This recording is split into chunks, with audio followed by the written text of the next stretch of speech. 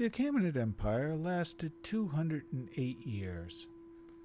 The Macedonian Empire of Alexander the Great lasted 231. The Roman Republic lasted 233. Romanov Russia lasted 234. Today, the United States of America is 244 years old. What happens next? Where do we go from here? What do we build out of the ashes? Hello, I'm Kanaz Phylan, and these are Notes from the End of Time. Hello again, everybody, and welcome back to Episode 5 of Notes from the End of Time. Last week we talked about two famous Christian authors, J.R.R. Tolkien and C.S. Lewis. Today we're going to set our sights on perhaps one of the only atheist mystics that comes to mind, certainly one of the most honest atheists. He was a Providence ascetic named Howard Phillips Lovecraft. Now, you've probably heard of H.P. Lovecraft. You probably have even tried to read some of his stories. I must admit, I enjoy Lovecraft a great deal, but in 1945, Edmund Wilson, literary critic at the New Yorker, wrote a famous panning of Lovecraft called Tales of the Marvelous and Ridiculous, and as he put it, one of Lovecraft's worst faults is his incessant effort to work up the expectations of the reader by sprinkling his stories with such adjectives as horrible, terrible, frightful, awesome, eerie, weird, forbidden, unhallowed, unholy, blasphemous, hellish, and infernal. Surely one of the primary rules for writing an effective tale of horror is never to use any of these words, especially if you are, at the end, to produce an invisible, whistling octopus. And Lovecraft's writing is indeed quaint by modern standards. It would have been quaint by the standards of the 20s and 30s when he was writing it. Lovecraft was a great antiquarian. I want to touch more on that later. His writing is also curiously sexless by modern standards, even by the standards of pulp fiction. One of the reasons none of Lovecraft's stories ever made the cover of Weird Tales is people say Lord of the Rings is a sausage fest. To my knowledge, there's one important major female character in a Lovecraft story. That's Asenath Derby, and it turns out that she's really been taken over by the soul of her evil grandfather through eldritch cosmic magic. And while there are abominations and horrors and gruesome deaths alluded to in Lovecraft, you really don't see the kind of violence you'd see even, say, in Robert E. Howard's Conan series. In other tales of the period, a typical Lovecraft protagonist is a bookish intellectual, very much what we call today a Marty Stew character. He doesn't even benefit from the knowledge he gains. Most often the knowledge from ancient times is thrust upon him, blasting his mind with the star-spanning horror across 1,000 eldritch dimensions. So why does this obscure pulp writer from the 1920s and 30s have such an enormous influence on our culture? Why do people compare him to Edgar Allan Poe? Why did Lovecraft's alien gods inspire people like Robert E. Howard, Neil Gaiman, Stephen King to write stories about them? What about his Necronomicon that was written in the desert by the mad Arab Abdul al-Hazred, an abominable and forbidden tome that's been name-dropped by Sam Raimi in his Evil Dead series and has even appeared on The Simpsons? Why has Lovecraft been remembered when artists like Sax Rohmer, who gave us Fu Manchu, Seabury Quinn, whose Jules de Grandin stories were far more popular than Lovecraft's when they first came out? What gives Lovecraft this Tolkien-sized influence on contemporary culture. And in my last week's episode, I mentioned that Tolkien had talked about every myth maker is sailing towards the true harbor. For Tolkien and for Lewis, that true harbor was Christianity. The truth which H.P. Lovecraft found, and the truth which he sailed for bravely his entire life, was the truth that there is no God. In 1895, when he was 5, Lovecraft discovered there was no Santa Claus and went on to speculate that perhaps God was a myth as well. After reading the Arabian Nights, he briefly decided he was a Muslim named Abdul al-Hazred, and after that he went on at 8 to become what he called an ardent pagan with a half-sincere belief in the old gods and nature spirits. And he even had an autumn vision of Pan dancing with dryads. He was well on his way to becoming a mystic pagan, and then he started studying physics and astronomy. From there, he went on to understand the great scope and the great emptiness of the universe. As Lovecraft said in a February 1922 issue of The Liberal, that was a Brown University student magazine, the most poignant sensations in my existence are those of 1896, when I discovered the Hellenic world, and of 1902, when I discovered the myriad suns and worlds of infinite space. Sometimes I think the latter event the greater, for the grandeur of that growing conception of the universe still excites a thrill hardly to be duplicated. I made of astronomy my principal scientific study, obtaining larger and larger telescopes, collecting astronomical books to the number of 61, and writing copiously on the subject in the form of special and monthly articles in the local daily presses. By my 13th birthday, I was thoroughly impressed with man's impermanence and insignificance, and by my 17th, about which time I did some particularly detailed writing on the subject, I had formed in all particulars my present pessimistic cosmic views. And Lovecraft goes on to explain, my attitude has always been cosmic, and I looked on man as if from another planet. He was merely an interesting species presented for study and classifications. I had strong prejudices and partialities in many fields, but I could not help seeing the race in its cosmic futility as well as in its terrestrial importance. By the time I was of age, I had scant faith in the world's betterment, and felt a decreasing interest in its cherished pomps and prides. When I entered amateurdom in my 24th year, I was well on the road to my present cynicism, a cynicism tempered with immeasurable pity for man's eternal tragedy of aspirations beyond the possibility of fulfillment. The Peace Conference, Friedrich Nietzsche, Samuel Butler, the modern, H.L. Mencken, and other influences have perfected my cynicism, a quality which grows more intense as the advent of middle life removes the blind prejudice whereby youth clings to the vapid, all's right with the world hallucination from sheer force of desire to have it so. As I near 32, I have no particular wishes, save to perceive facts as they are. I no longer really desire anything but oblivion, and thus am ready to discard any gilded illusion, or accept any unpalatable fact with perfect equanimity.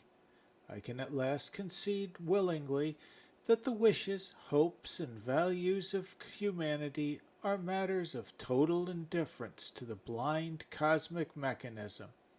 Happiness, I recognize, as an ethereal phantom whose simulacrum comes fully to none, and even partially to but few, and whose position as the goal of all human striving is a grotesque mixture of farce and tragedy.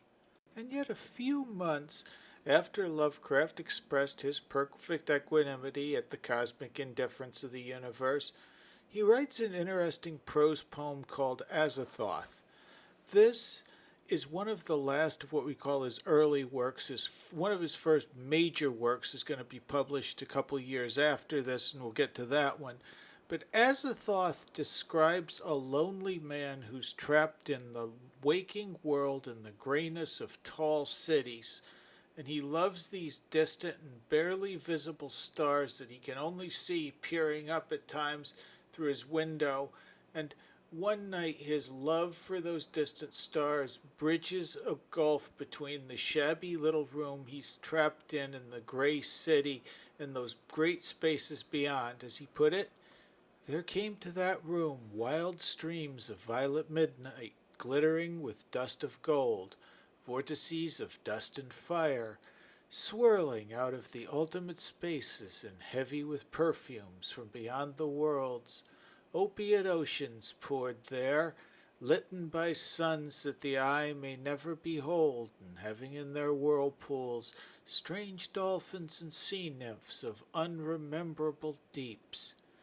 Noiseless infinity eddied around the dreamer and wafted him away, without even touching the body that leaned stiffly from the lonely window. And for days not counted in men's calendars, the tides of far spheres bear him gently to join the dreams for which he longed, the dreams that men have lost. If you read the Randolph Carter stories, the dream stories that Lovecraft wrote, Dream Quest of Unknown Kadath is probably the best known, definitely worth a read.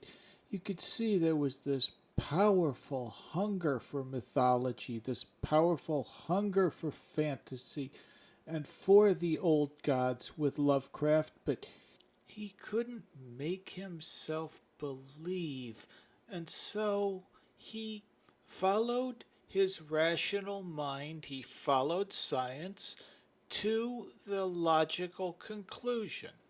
And Newton and Darwin gave him a rational view of the universe, but about the same time this is happening, we're seeing the work of Einstein, Bohr, and Schrödinger. You're seeing the beginning of quantum mathematics. We're starting to discover that, wait a minute, time is another dimension. There's more than three dimensions. You know, as Einstein put it, God does not play dice with the cosmos. And we started finding out that, yes, indeed, it does appear that God plays dice with the cosmos. And all of this stable, scientific, rational, logical worldview that Howard Phillips Lovecraft had made for himself, all of that starts crashing down. In 1892, Lord Kelvin, who invented the Kelvin scale of measuring temperature, estimated that Earth was 100 million years old, and he later reduced that to 20 million.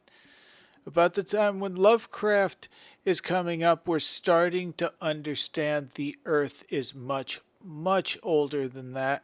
By 1927, Arthur Holmes is suggesting the Earth is between 1.6 to 3 billion years old, 30 times older than the world was projected to be, or 150 times older if you went with Lord Kelvin's conclusion of just a few years earlier. Suddenly, the world Lovecraft lived in was 100 times older than he'd imagined. As telescopes are improving, we're starting to get an idea of just how big the sky is around us. We're understanding that Newtonian mathematics, the Newtonian laws of physics, which seem to apply throughout the universe, don't seem to apply quite so well as they apply on Earth. And Lovecraft caught the terror of these facts better than anybody, but he never flinched away from them. And again, that's a lot of what gives Lovecraft's work its power. He sailed toward that void in the full knowledge of what he was sailing towards. Like Tolkien, who was sailing toward the western lands, like C.S. Lewis, who was sailing toward Narnia, believed deep in their hearts that there was a western lands, that there was a Narnia, maybe not like they described, but their crude descriptions, they hoped to give us a little glimpse of that true light, and Lovecraft, with his efforts, gave us a true description of the darkness. About 4 years after he wrote that article, what he called his Confession of Unfaith for the Liberal, H.P. Lovecraft wrote a story entitled The Call of Cthulhu that's become the cornerstone of the Cthulhu mythos. It's probably his most famous story, and it begins, "The most merciful thing in the world, I think, is the inability of the human mind to correlate all its contents. We live on a placid island of ignorance in the midst of black seas of infinity, and it was not meant that we should voyage far. The sciences, each straining in its own direction, have hitherto harmed us little. But some day the piecing together of dissociated knowledge will open up such terrifying vistas of reality and of our frightful position therein, that we shall either go mad from the revelation or flee from the deadly light into the peace and safety of a new dark age." And the first hints of great Cthulhu don't come from scientists. They come from an artist who has a dream of great cyclopean cities of Titan blocks and sky-flung monoliths, all dripping with green ooze and sinister with latent horror. The artist, Henry Anthony Wilcox, a precocious youth of known genius but great eccentricity, later goes mad on the night of March 23rd, crying out in the night in alternations of unconsciousness and delirium of a great monster that looks like the clay idol he had sculpted earlier, but miles high. The narrator discovers this story and other stories in the papers of his late uncle, who was a professor of Semitic languages at Brown University and who had correlated these contents, and many other artists and visionaries and poets around the world had dreams very similar to Wilcox's dream. As the narrator puts it, Professor Angel must have employed a cutting bureau, for the number of extracts was tremendous and the sources scattered throughout the globe. Here was a nocturnal suicide in London, where a lone sleeper had leapt from a window after a shocking cry. Here likewise a rambling letter to the editor of a paper in South America, where a fanatic deduces a dire future from visions he has seen. A dispatch from California describes a theosophist colony as donning white robes en masse for some glorious fulfillment which never arrives, while items from India speak guardedly of serious native unrest toward the end of March. Voodoo orgies multiply in Haiti, and African outposts report ominous mutterings. American officers in the Philippines find certain tribes bothersome about this time, and New York policemen are mobbed by hysterical Levantines on the night of March 22nd, 23rd. The west of Ireland, too, is full of wild rumor and legendary, and a fantastic painter named Ardois Bonat hangs a blasphemous dream landscape in the Paris Spring Salon of 1926. And so numerous are the recorded troubles in insane asylums that only a miracle can have stopped the medical fraternity from noting strange parallelisms and drawing mystified conclusions. Digging further into his uncle's papers, the narrator discovers that his uncle had been familiar with the image that Wilcox had drawn. It reminded him of an image he had seen in 1907, which he was shown at Archaeological Society meeting by a New Orleans police inspector hoping for information on a voodoo cult in his area and a particularly nasty ritual that they had broken up not long ago.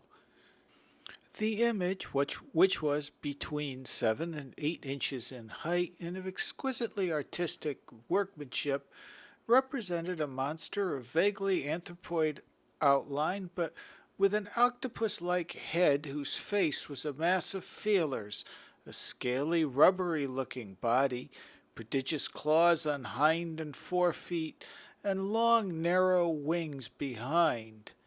This thing, which seemed instinct with a fearsome and unnatural malignancy, was of a somewhat bloated corpulence and squatted evilly on a rectangular block or pedestal covered with undecipherable characters. One professor, a Professor Webb, professor of anthropology from Princeton, recognizes the statue from a dig he had done 48 years ago in Greenland. It was from an Eskimo tribe whose religion, a curious form of devil worship, had chilled him with its deliberate bloodthirstiness and repulsiveness. The other Eskimo had told him it had come down from horribly ancient eons before even the world was made. Professor Webb had also taken note of the chant which they had made, and he compared it with the chant which the Professor Legras had told him, and it was very, very similar.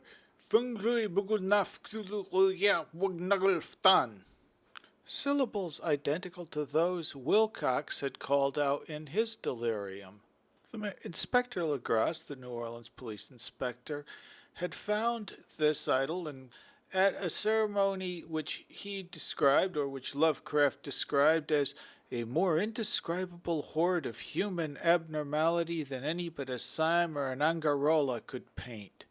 Void of clothing, this hybrid spawn were baying, bellowing, and writhing about a monstrous ring-shaped bonfire, in the center of which, revealed by occasional rifts in the curtain of flame, stood a great granite monolith some 8 feet in height, on top of which, incongruous with its diminutiveness, rested the noxious carven statuette. When the cultists, men of a very low, mixed-blooded and mentally aberrant type, with a sprinkling of Negroes and mulattoes, are questioned, they explained that they worshipped the great old ones who'd lived ages before there were any men and came to the young world out of the sky.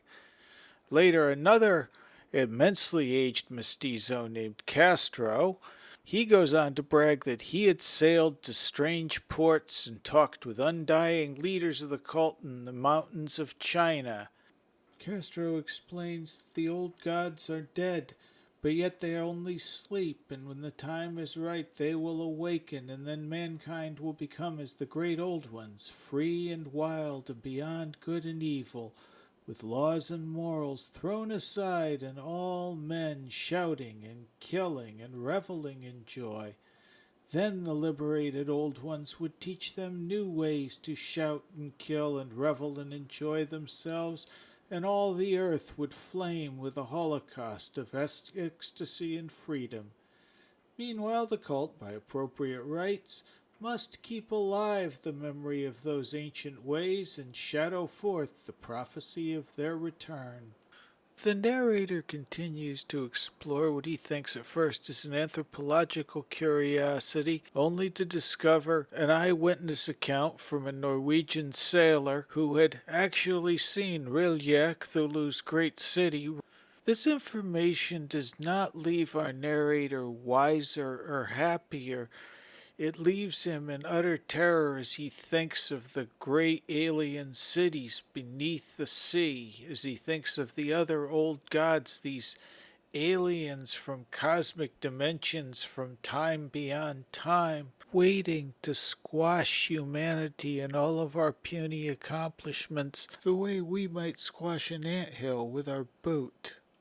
And there are themes here you see throughout Lovecraft's work that Lovecraft was a rational man. Lovecraft prided himself on his objectivity and on sticking to the facts, but the protagonists of his story never become wiser or better, or in any way are they improved by anything that they learn. In fact, once they learn it, they're usually fighting very hard to get away from it. One of his early stories, Dagon, the narrator throws himself out a window when he can't blot out his memories anymore.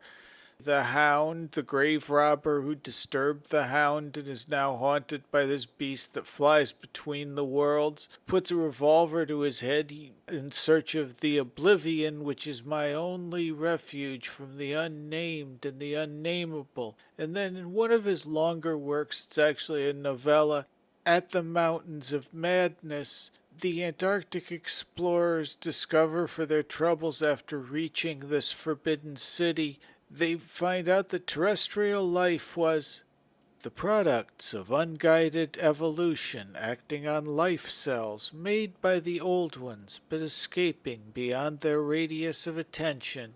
It interested us to see in some of the very last and most decadent sculptures a shambling primitive mammal, used sometimes for food and sometimes as an amusing buffoon by the land dwellers, whose vaguely simian and human foreshadowings were unmistakable. And Lovecraft's philosophy today has been called cosmicism or cosmic horror. Matthew Baldwin described it saying, "The defining feature of cosmicism is not evil, as in the case with Gothic horror, but the utter insignificance of man." As the current trend of sexy supernatural fiction demonstrates, there is an allure to being desired, even when your suitor is of a supernatural, even malevolent ilk. But Lovecraft gave his readers no such solace. His existential universe is one in which no one and nothing cares about us one way or the other, where the only gods are beings of a scale we mortals cannot readily process. And this resonates with the modern world, with modern readers and artists, because it is an accurate vision of life in a godless, materialist universe. In a world run by blind material laws, you really are as insignificant as an ant. None of your achievements really mean anything. In the grand scope of cosmic time, we're but an eye blink. One day our civilization will die. One day our planet will die. One day the star we revolve around will die. One day the universe around us will die. And where today we imagine a universe that blinked in out of nothing through a quantum foam, Lovecraft imagined outside the ordered universe is that amorphous blight of nethermost confusion which blasphemes and bubbles at the center of all infinity. The boundless daemon sultan Azathoth, whose name no lips dare speak aloud, and who gnaws hungrily in inconceivable, unlighted chambers beyond time and space, amidst the muffled, maddening beating of vile drums, and the thin, monotonous whine of accursed flutes. And that vision of insignificance, of temporality, is a terrifying thing. Most people run away from the full ramifications of that universe screaming. In his confession of unfaith, Lovecraft called it the blind prejudice whereby youth clings to the vapid, all's right with the world hallucination from sheer force of desire to have it so. They'll seek endless distractions to forget the great void. And like Lewis and Tolkien, Lovecraft looked back to an earlier time for sanity and for hope, but The earlier time Lovecraft looked to was the time of science right up to Einstein, essentially. It was the time when Copernicus had put the Earth around the sun, Newton had mapped the arc of the planets, we had measured the universe, and we knew that it was a big universe. We knew it was an old universe, but it was a universe we could measure. The new universe, the angles were no longer straight. This is something you see in multiple Lovecraft stories, the non-Euclidean geometry. In the case of Call of Cthulhu, one of the sailors trips and is swallowed by an angle that behaved as if it was acute, though it was obtuse, and they talk of seeing sides that first appear concave and then at a second glance convex. And these are always contrasted with human habitations, looking back fondly on the straight, clean angles of the houses and the turrets and the winding cobblestone streets, the places where humans were meant to dwell, where they remind us of our place within our community.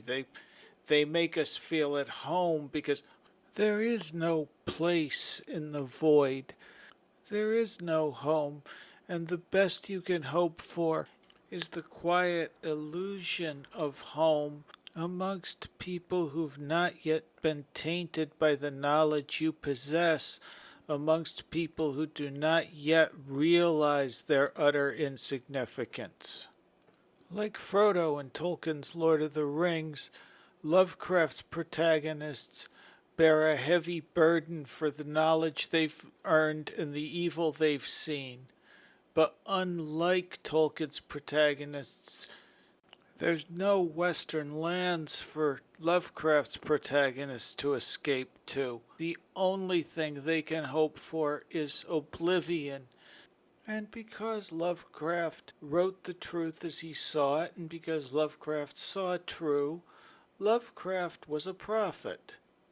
When the rest of the world believed that science and technology would invariably lead us to conquer the stars and bed lots of green women, Lovecraft saw the ramifications of technology. He saw that ultimately it would not make us more than human, it would make us less than human. And when people were imagining that Einstein's new theory would help us to warp space and conquer galaxies, Lovecraft would not have been at all surprised to learn that 8 years after his death, Einstein's theories had been used to introduce the atomic age with two very big bangs. Prophets and mystics are rarely paragons of mental health, and Lovecraft certainly had more than his share of issues. One that's become sort of famous today is, in case you hadn't noticed from any of the excerpts I read earlier from Call of Cthulhu, Lovecraft could be a little bit of a racist. Okay, let's be fair. Lovecraft was, even by the standards of early 20th century America, a very committed racist, because Lovecraft, being a talented writer, maybe not the best with social skills, he had a tendency to talk at length about his feelings on racial issues.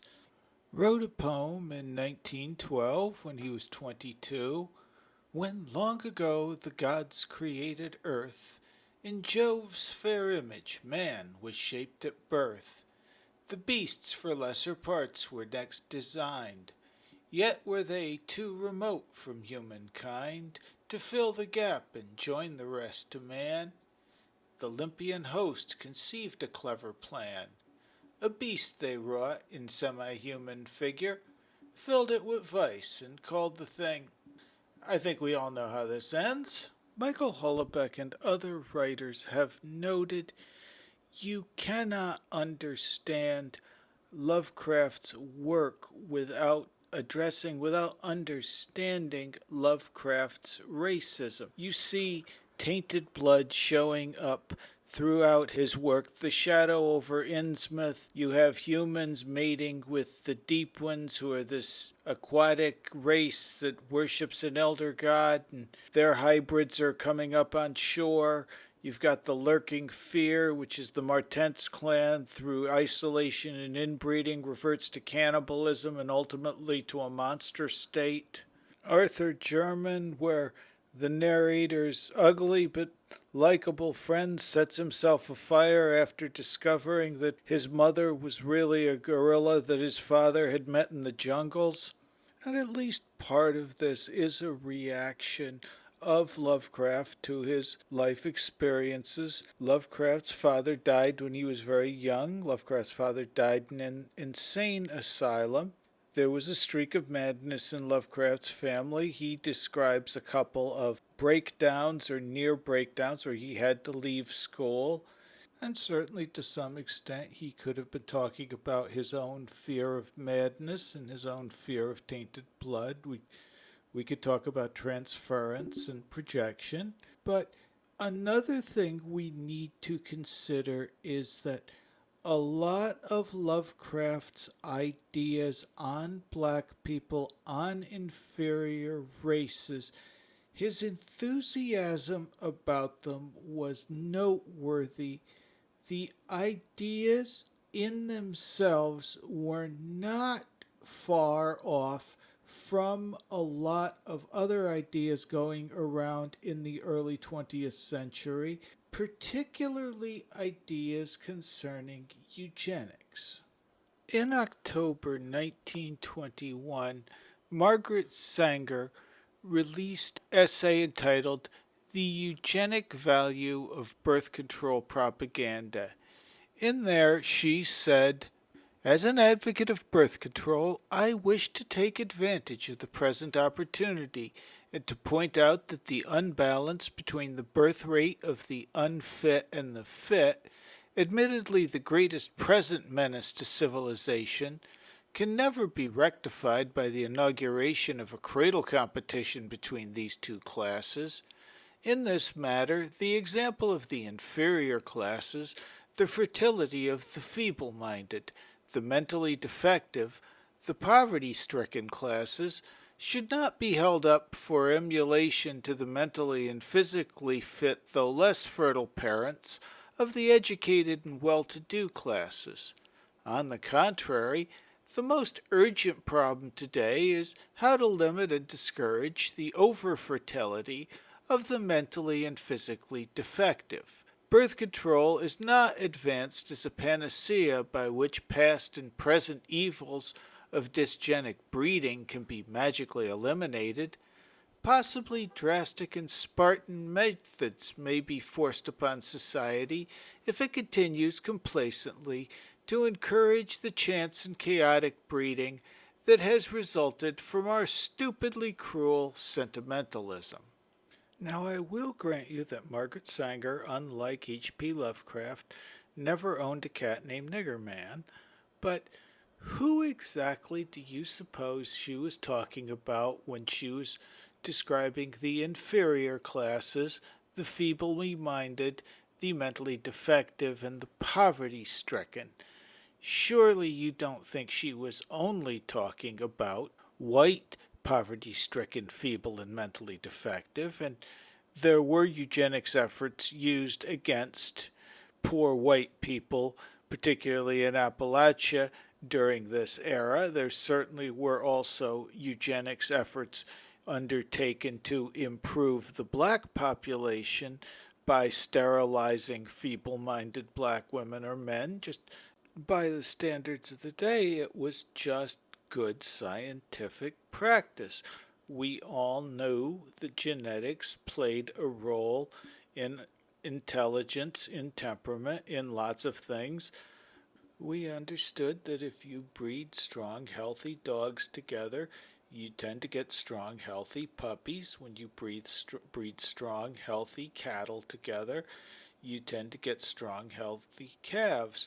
Why wouldn't you want to do that with human beings? After all, it's clear that we're just another animal why wouldn't you want to use all the scientific methods available at your disposal to improve the human species and make better people? In the 1920s, a majority, probably an overwhelming majority, of professors, doctors, professionals, pretty much any expert you could find would have told you that Africans as a group were intellectually inferior to Europeans. They would have told you that Africans were more prone to crime and violence than European people, or as they would have called it, than the white man. That was common knowledge at the time. People might not have been quite so impolite about blurting it out as Lovecraft was given to, and they might not have spent quite so much time talking about it as Lovecraft did, but they certainly wouldn't have disagreed with him so much as wondered why he was stating the obvious. And Lovecraft, of course, would have dismissed any moral suggestions they offered as just being the outmoded relics of a Christian era. Science has proven that they're unfit to be in civilization, and so, of course, they must go. We can't hold on to any superstitions. And I know Planned Parenthood has started canceling Margaret Sanger and removing her name, and acknowledging that part of her plans for fixing black poverty included making less poor black people, whom she considered as unfit. But do you think that they've gotten rid of her ideas along with the statue? Do you genuinely believe that they put Planned Parenthood clinics in black neighborhoods because they want to make sure that women of color have the best access to abortion services available and that they get a lot of private money to do that? Or do you think that they're getting that money because bean counters have decided that it's easier to keep black babies off the welfare rolls by making sure they're not being born? I'm not going to defend Lovecraft's racism. It is what it is, and certainly by the standards of the 21st century, it is offensive and reprehensible. But I will say that I feel a great deal of the hysteria about monuments, about canceling offensive movies from 50 years ago, is a distraction from actual racism going on. I think it's easy to criticize H.P. Lovecraft's racism.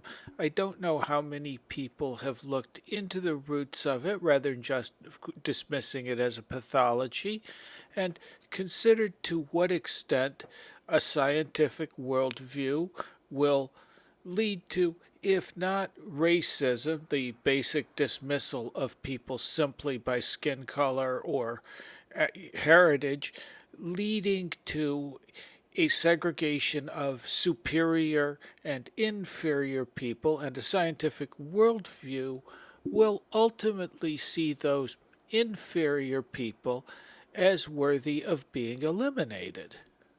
And we have an added problem, is the hysteria about race, which has been whipped up over the past few years, has also come at a time when the gravitas held by scientists, the regard in which scientists were held, is probably lower today than it's been since the days of snake oil salesmen. Lovecraft had this dedication to truth and this idea that there was an absolute truth and you could find it using the tools of science. I mean, I'll grant you he also thought that finding this absolute truth might drive people to screaming madness, but he thought that truth was there.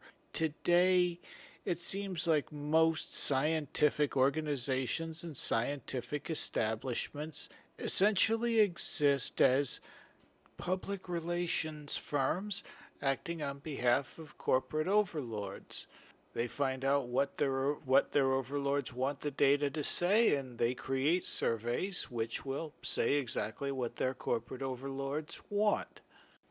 And do you suppose that the scientists today, who are largely influenced by a guy named Franz Boas, I want to talk about him in a later episode, but Boas is the guy who came up with a lot of the blank slate ideas you see today. The idea that differences between races are entirely a product of social conditioning and have nothing at all to do with genetics. That line of thought has been very popular. Anybody who came up with any information that might go against that has quickly found their careers grinding to a screaming halt. Now, do you suppose that if it were suddenly to become fashionable, or more precisely, if it served the purposes of powerful people, that scientists suddenly started pushing that, well, yes, black people are more violent than white people. Why, yes, they are less intelligent, and why, yes, forced segregation would be a good idea. Do you honestly think that those powerful people would have a hard time finding scientists who would create that data for them, who would do whatever experiments it took to get the data and show them and produce the reports they need to justify pretty much any kind of response that served the purposes of those powerful people? Whatever sins Lovecraft may have committed, and however hard the world works to cancel him, I think it's pretty safe to say Lovecraft has become an established part of certainly the science fiction pantheon, I would say the literary pantheon of the 20th century. As Sean Branney of the H.P. Lovecraft Historical Society put it, the bleak nihilism that runs thematically through his works seem more relevant than ever. As institutions which were once monolithic in society, such as the church, crumble around us, even capitalist bastions such as corporations are not enduring institutions that outlive man. Rather, they're transitory, vulnerable, and fragile.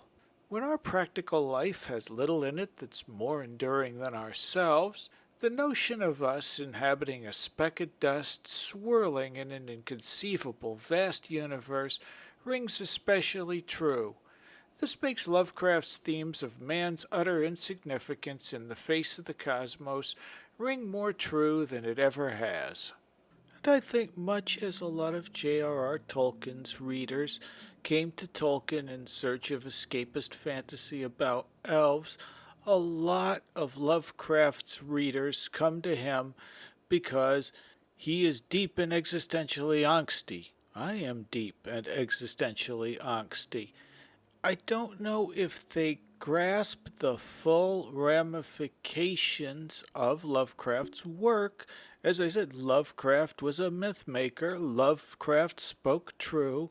Those elder gods are real. They're the blind, empty, meaningless universe that your philosophy says that you reside in. That secret knowledge that Lovecraft spoke of is now common knowledge, and when we look at our society, we can see that it does indeed lead to madness. So, what are our alternatives? Well, for starters, Christianity has always been aware of the vastness of space and man's insignificance within that space. Christians have always been encouraged to contemplate their mortality, to contemplate their insignificance, and to contemplate the infinite power of God versus their own very limited power, the infinite wisdom of God versus their own very limited wisdom. In Lovecraft's world, you don't have that eternal to contrast the infinitesimal self against. And so what you have is a tiny, insignificant, infinitesimal self against a vast, empty, and meaningless universe. Now, once again, if you say, well, that is an accurate picture, the universe is really a big, vast, and meaningless place run by blind mechanical forces, I can't really argue with you on that, but I remind you again that what you're saying is that Lovecraft's vision of the universe was indeed an accurate one with all that entails. So, what other views can we have? I would start with today, a lot of people look at the universe and it's an enormous place. They look at the time scales we're talking about and they're like, this is too big to be created. This is too old.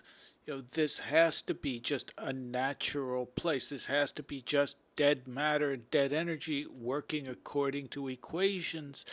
I would counter that when I look at something this vast, I see evidence of a creation. 13.7 billion years ago, give or take a few thousand years on either side, the Lord said, "Let there be light," and there was light in a process which we've come to call the Big Bang, and which we've even been able to date.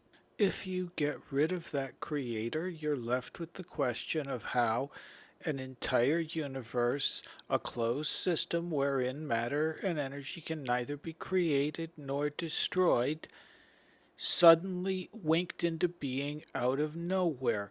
They've talked about quantum fluctuations and the Casimir effect. So far, we've seen them. The Casimir effect can maybe push a couple of very thin metal plates apart a couple of micrometers or something. I've seen no evidence that the Casimir effect can, given a long enough time scale, cause an entire universe to blink into being.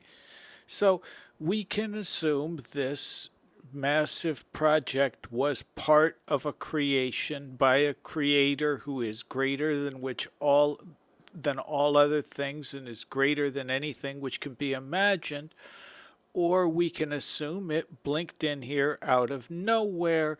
We're stuck with an absurdity no matter where we are here. We then can go look at the development of DNA on Earth. We know that our Earth is literally lousy with carbon-based life forms. It would be really hard to find a place on this planet that's utterly free of carbon-based microbes or viri or plants, animals. This place is choked with carbon-based life based on a very complex information system using deoxyribonucleic acid. We're not talking about taking scrambled eggs, throwing them on the floor, and getting the eggs back. We're talking about throwing chemicals into a pool, hitting them with an electric shock, and they somehow organize themselves into this insanely complex information signaling system, which allowed them to construct everything from viruses to Tyrannosaurus rexes to human beings. If this happened as a sheer coincidence, the odds against this are overwhelming, even given the vastness of space, even given the time frames.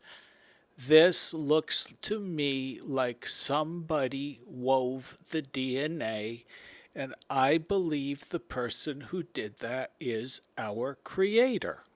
And before anybody asks, no, I'm not saying the world was created out of nothing in 6 days, 4,000 years ago.